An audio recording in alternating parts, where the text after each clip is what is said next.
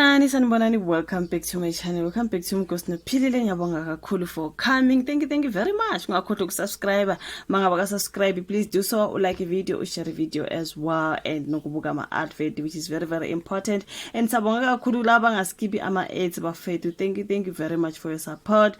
So, sicela sikhulumeni ke namhlanje ngodaba luka uKing Bhaka no Dr Khehlelezi. I follow both these men. Angazi Izinyanga, ngiyabalandela bobabili uKing Bhaka no Khehlelezi.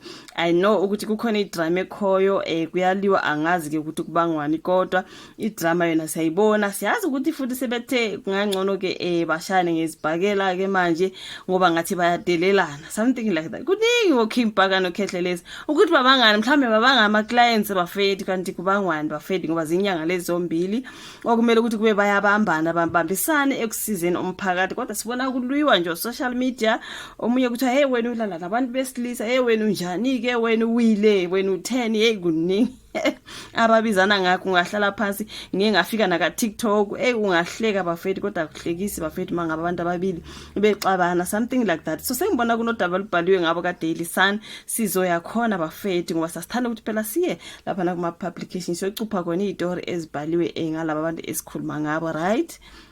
So ke bathi Izinyanga ke swap bonds for boxing gloves ngoba phela bathi uCaspanyo vest ngathi angahlanganisa akuningi shem. But popular traditional healer Dr Khehlelezi believes that a boxing match is the only way to end their feud yena ke no King Bhaka. Now popular Durban based traditional healers, they want to turn their social media feud into a physical fight bathi ke manje ngcono kubanjwane ngezandla.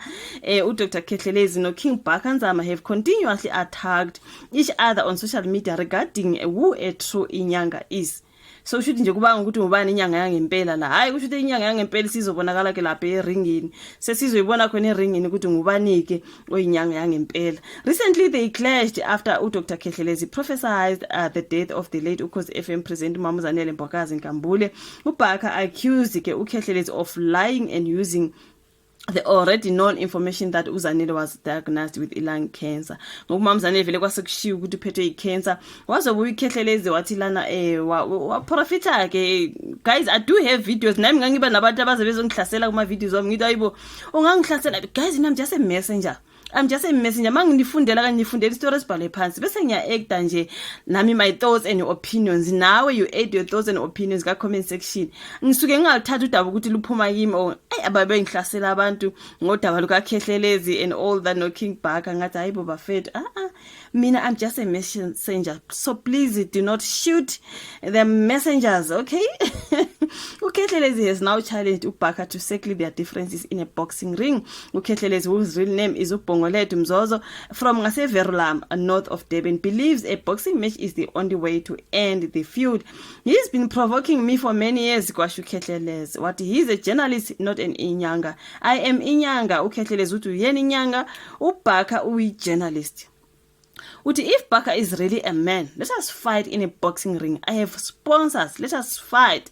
The winner will receive 100,000 rands and other prizes. I am challenging him now. Let us put our bodyguards aside and fight in a boxing ring. He must stop lying about me because I don't know him and I no longer respond to his attacks. The only way to end this is a boxing fight. Washo ke uKhehlelezi bafethu angazi uzoyimela uBhaka sazi.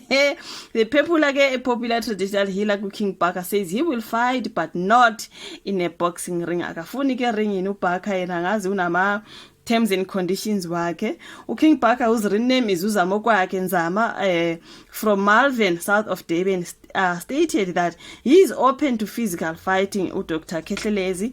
He said the fight must happen under his conditions. What I won't do is fight in cameras, sponsors or referees. If he wants a fight with me, the only fight I'll accept is one in the mountains. We are healers and sometimes heal people in the mountains. Let's go to the mountain. Let's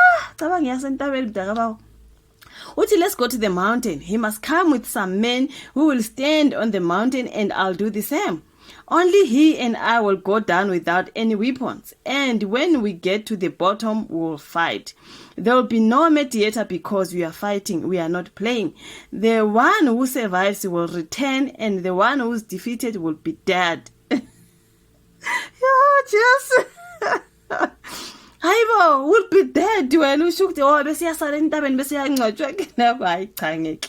This is drama ke manje. uBhaka said, as traditional healers, their powers will be revealed when they fight alone in the mountains. He said the power that wins will drink the power that wins will drink the blood of the one who's dead. Woo, this is so creepy. Uthini uBhaka? So lo abamshayile like uzoba safile and then lo winile uzophuza igazi ke lalo. Hayi uBhaka uyabheda bafethu. This is madness.